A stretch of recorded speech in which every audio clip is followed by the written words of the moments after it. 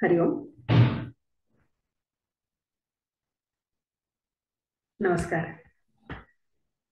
तर आज आता उद्या आपण 26 जानेवारीचा मोठ्या जोशात आपला प्रजासत्ताक दिन साजरा करणार आहोत. आणि आपल्याला माहितीये की आज आपण हे जे स्वातंत्र्याचं आपण या स्वातंत्र्यात जे जगतोय त्यासाठी कित्येक लोकांनी आपल्या प्राणांची आहुती दिली आहे, कित्येक लोकांनी बलिदान केलंय.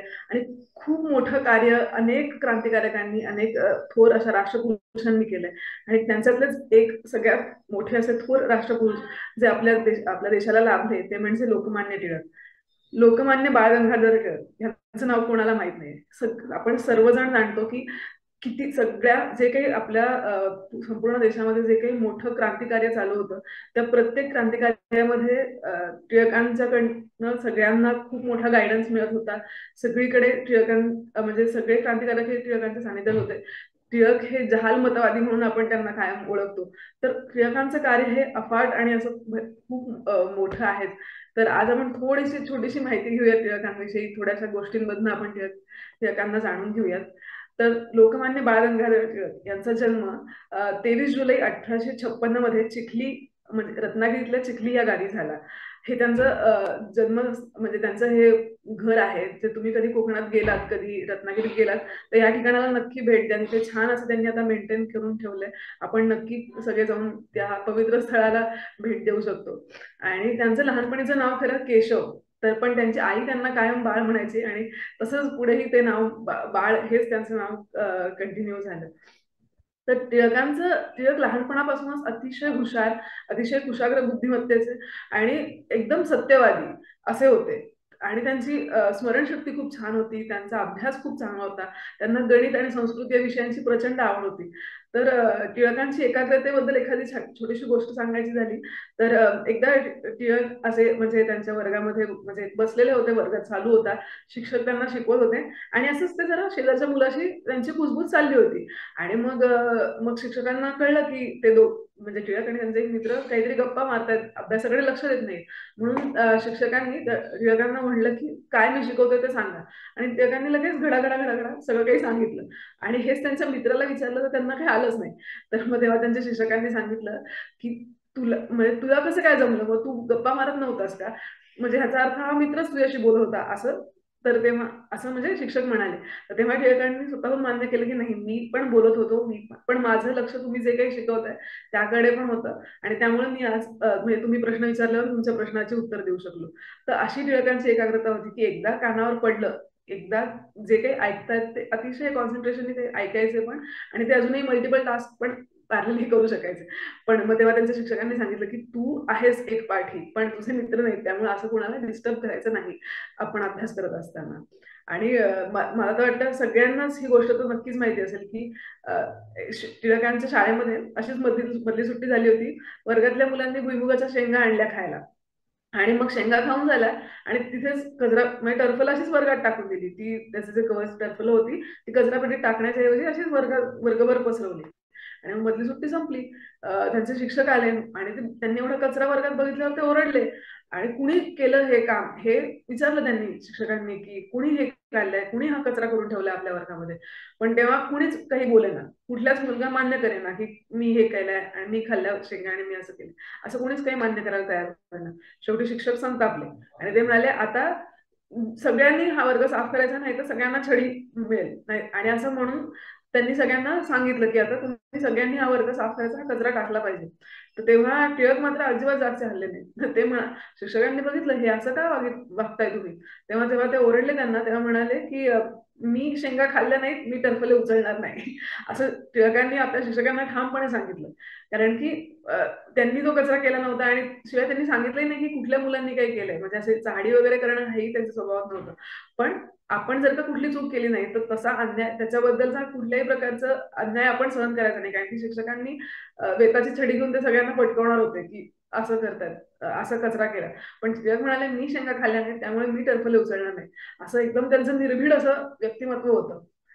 आणि तेच म्हणजे सरकारचे डोके ठिकाणावर आहे का असं आपल्या वर्तमानपत्रातनं छापून आणणं याच्यासाठी किती ताकद लागते. हे म्हणजे ह्या लहानपणीच बाळाचे पाय पाळण्यात दिसतात नाही का. की तसंच त्यांच्या लहानपणापासूनच त्यांच्या प्रत्येक कृतीमधनं हे त्यांचं हे निर्भीड व्यक्तिमत्व कायम पुढे येत होतं. आणि एक असंच अजून एक छोटीशी गोष्ट आहे की टिळकां म्हणजे ते स्वतः खूप हुशार होते, म्हणजे संस्कृत वगैरे या विषयांमध्ये पण त्यांचा खूप मोठा म्हणजे छान छान अभ्यास होता, त्यांना सगळ्या गोष्टी खूप कुशाग्र बुद्धिमत्तेचे होते.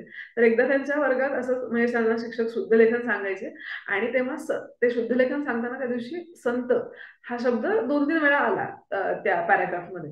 तर तेव्हा टिळकांनी संत हा एक शब्द एकाच पद्धतीने न लिहिता असं 3 वेगवेगळ्या पद्धतीने लिहिला की संत. संत म्हणजे अर्धा न आणि त, आणि संत म्हणजे इथे तुम्हाला थोडस एक गॅप दिसते, पण हा एकच शब्द आहे. तर म्हणजे नचा पाय म्हणून संत. तर मग तेव्हा शिक्षक म्हणाले की हे तू चूक, म्हणजे त्यांनी हा शब्द जो लिहिलाय संत ह्याला बरोबर म्हणाले, पण ह्या 2 शब्दांना त्यांनी चुकीचं दिलं, म्हणजे तुम्ही चूक केली असं म्हणलं. तेव्हा टिळकांनी म्हणाले की फक्त लिहायची पद्धत वेगळी आहे, पण मी काही चुकीचं लिहिलंय असं नाही. आणि मग ते आपलं म्हणणं घेऊन अक्षरशः मुख्याध्यापकांकडे गेले, आणि त्यांच्याकडनं आपलं मत त्यांना ठामपणे पटवून दिलं की हे का चुकीचं नाही, हे का बरोबर आहे. आणि अशा प्रकारे त्यांनी आपलं म्हणणं म्हणजे म्हणजे जर तुम्हाला माहिती आहे की तुमची गोष्ट योग्य आहे, तर ते तुम्हाला समोरच्याला तसंच ठामपणे आपल्या स्वतःवर विश्वास ठेवून पटवून पण देता आलं पाहिजे, हे टिळकांनी आपल्याला शिकवलं. आणि पुढे टिळकांनी खूप म्हणजे त्यांनी खूप छान शिक्षण घेतलं, त्यांनी BA केलं, त्यांनी MA केलं.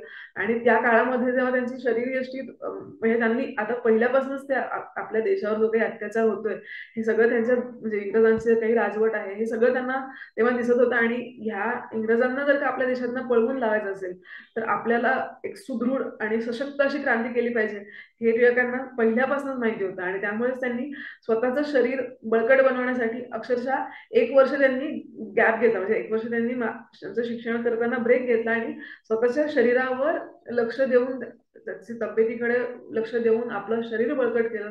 भरपूर व्यायाम केला, भरपूर त्यांना पोहायला, मल्लखांब सगळ्या गोष्टी खूप आवडायच्या, त्या गोष्टीवर त्यांनी कॉन्सन्ट्रेशन केलं आणि आपलं शरीर एकदम बळकट बनवलं. आणि हेच त्यांची बळकटी त्यांना पुढे जेव्हा ते त्यांनी 2 वेळा काळा पाण्याची शिक्षा भोगली, त्यांनी एवढं त्यांना जेलमध्ये टाकण्यात आलं, त्यांच्यावर इतके अत्याचार झाले, तेव्हा त्यांचं शरीर बळकट होतं. त्यामुळेच त्यांना या सगळ्या हाल अपेष्टांमधून ते सोसून बाहेर आले. आणि आणि शरीर जर का तुमचं बळकट असेल तरच तुमचं मन सुदृढ राहतं, तुमचा अभ्यास, तुमचं लक्ष, एकाग्रता, ह्या सगळ्या गोष्टी जर का तुमचं शरीर चांगलं असेल तरच छान राहू शकतात. आणि ह्यासाठीच बलोपासना जे आपण नेहमी ऐकतो आपल्या केंद्रांमधनं, की आपल्या शरीर सुदृढ असणं किती महत्वाचं आहे, तेच आपल्याला इथून पण टिळकांच्या या छोट्याशा कथेतनं दिसून येतं. आणि टिळकांची कणखर व्यक्तिमत्व तर होतच, म्हणजे टिळक टिळक म्हटलं की आपल्याला असं त्यांचे म्हणजे टिळक म्हटलं की एक वेगळीच प्रेरणा आपल्याला येते, लोकमान्य टिळक असं नाव ऐकलं तरी. तर त्यांच्या अशा ज्या कणखर आणि असे धीर व्यक्तिमत्वाचे जर का काही उदाहरणं ऐकायची असतील, तर तेव्हा म्हणजे 1902-3च्या काळामध्ये आपल्या पुण्यात प्लेगची खूप मोठी साथ आली होती. आणि तेव्हा त्या साथीमध्ये हजारो म्हणजे खूप भयंकर म्हणजे एक तर इंग्रजांचे अत्याचार होतेच, ते अजिबात कुणालाही चांगली ट्रीटमेंट देत नव्हते, व्यवस्थित काही याच्यावर औषध पाणी वगैरे असं काही नाही. उलट ही साथ म्हणजे ते खूप जुलूम करत होते त्या काळामध्ये इंग्रज लोकांवर. आणि त्या काळात खूप लोकांचे प्राणही जात होते, कारण की कुठल्याच म्हणजे चांगलं मेडिकेशन वगैरे काहीच अवेलेबल नव्हतं. तर अशाच ह्या प्लेगच्या साथीमध्ये लोकमान्य टिळकांचा मोठा मुलगा विश्वनाथ पंत, जे अवघ्या 28 वर्षांचे होते, ते फर्ग्युसन कॉलेजला शिकत होते तेव्हा. तर या प्लेगच्या साथीमध्ये त्यांचा बळी गेला. आणि फक्त आपल्या सख्या म्हणजे एवढा म्हणजे मुलाचाच नाही, तर त्यांचे चुलत भाऊ आणि भाची यांचाही त्याच्यामध्ये प्लेगच्या साथीत त्यांचा मृत्यू झाला.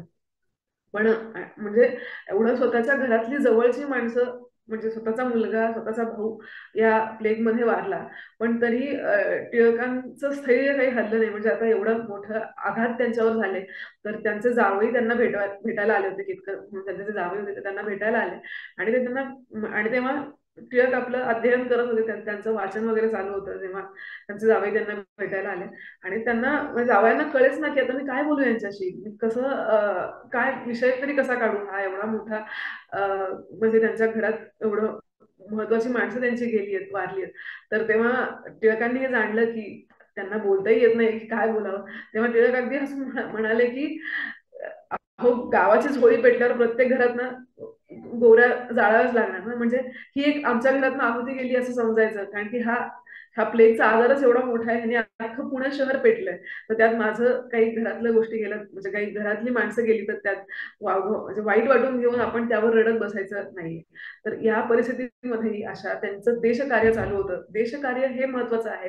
ह्या सगळ्या गोष्टी होत राहील, म्हणजे अक्षरशः घरावर तुळशीपत्र ठेवल्यासारखंच होतं त्यांचं, की आपलं देशकार्य हेच सगळ्यात मोठं आहे, हे देशकार्य हेच देवकार्य असंच धरून त्यांनी पूर्ण आपलं आयुष्य देशासाठी वाहून घेतलं. आणि म्हणजे ते खरंच एवढे स्ट्रॉंग होते की जेव्हा त्यांच्यावर देशद्रोहाचा खटला झाला 1908 मध्ये आणि त्यांना काळा पाण्याची म्हणजे मंडालेच्या तुरुंगातली तुरुंगाची शिक्षा त्यांना ठोठावली गेली होती, तर तेव्हा लोकांचं त्यांच्यावर एवढं प्रेम होतं, एवढी सगळी लोक म्हणजे आता टिळकांना शिक्षा होणार, एवढा मोठा कारावास त्यांना भोगायला लागणार, तेव्हा अक्षरशः लोकांनाच रडायला यायला लागलं, लोकांनाच खूप वाईट वाटायला लागलं. तर तेव्हा टिळक त्यांना ओरडून म्हणाले की ज्यांना रडायचं असेल त्यांनी इथले आत्ताच्या आत्ता बाहेर जा, इथे कोणी बसू नका. म्हणजे तुम्ही विचार करा त्या व्यक्तीचं ते किती स्ट्रॉंग असतील, ते किती कणखर असतील, ते त्यांचं धैर्य बघा तुम्ही. आणि ह्यातनं आपण प्रेरणा घेतली पाहिजे की एवढी मोठी संकट म्हणजे त्यांचं एक वाक्य की कितीही संकट जरी आली, आभाळ जरी कोसळलं तरी त्यावर पाय ठेवून मी उभं राहीन.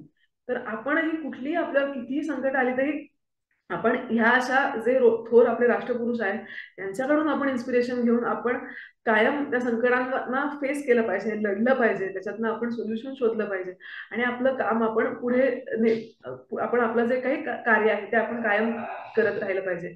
आणि म्हणजे तुम्हाला सांगते तिथे मंडालेच्या तुरुंगात एवढा त्यांना त्रास, एवढं कष्टाचं जीवन होतं तिकडे, त्यांना एवढं त्यांना तिची शिक्षा काळा पाण्याची शिक्षा म्हणजे सगळ्यात मोठी शिक्षा अशी होती. तर त्या परिस्थितीतही त्यांनी भगवद्गीतेतील 3रा जो अध्याय आहे आपला कर्मयोग, तर त्याच्यावर त्यांनी श्रीमद भगवद्गीता रहस्य हा ग्रंथ लिहिला. म्हणजे तुम्ही विचार करा की ते केवढे म्हणजे त्यांची उपासना पण किती स्ट्रॉंग आहे, ज्याच्यामुळे त्यांना या परिस्थितीमध्ये पण त्यांना त्यांच्याकडून हे मोठं कार्य झालं. म्हणजे देशकार्याबरोबरच हे सुद्धा आध्यात्मिक त्यांचं कार्य पण किती मोठं आहे. तर अशा प्रकारे म्हणजे टिळकांचे खरं कार्य खूप उत्तुंग आहे. एका अशा छोट्याशा 10-15 मिनिटात आपल्याला अजिबातच ते काही कव्हर करता येणार नाही. पण मी एक छोटस तुम्हाला इथे दाखवायला म्हणून असं एक प्रिपेअर केलंय की आपलं पुण्यातलं जे फर्ग्युसन कॉलेज आहे, जे न्यू इंग्लिश स्कूल आहे, त्याची स्थापना टिळकांनी केली. केसरी, मराठी वृत्तपत्रांमधनं ते केसरी वृत्तपत्राची स्थापना त्यांनी केली, त्यांचं लिखाण चाललं होतं.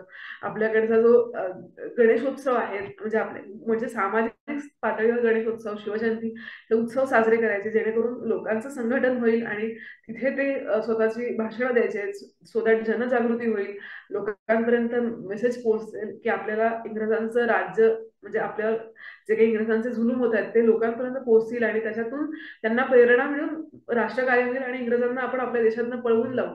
अशा प्रकारचं त्यांच्या म्हणजे ह्या सामाजिक हेतूने त्यांनी सुरू केलेला गणेशोत्सव हे आपल्या पुण्यातून सुरू झाले. ह्या सगळ्या गोष्टी असे भरपूर त्यांचं कार्य आहे. प्रत्येक क्रांतिकारकांच्या पाठीमागे टिळकांचा हात कायम होता, त्यांचा कायम सपोर्ट होता. तर असे टिळकांचं स्मरण आज आपण 26 जानेवारीच्या निमित्तानं म्हणजे आपल्या नेहमीच सदोदित आपण अशा सगळ्या थोर क्रांतिकारकांचं, थोर पुरुषांचं स्मरण कायम केलं पाहिजे आणि आपण प्रेरणा त्यांच्याकडनं कायम घेतली पाहिजे. पण आज एक 26 जानेवारीच्या निमित्तानं आपण एक छोटेसे त्यांच्या काही कथा ऐकून आपण त्यांचं स्मरण केलं आणि असंच आपण त्यांच्याकडनं प्रेरणा घेत राहूयात. हरी.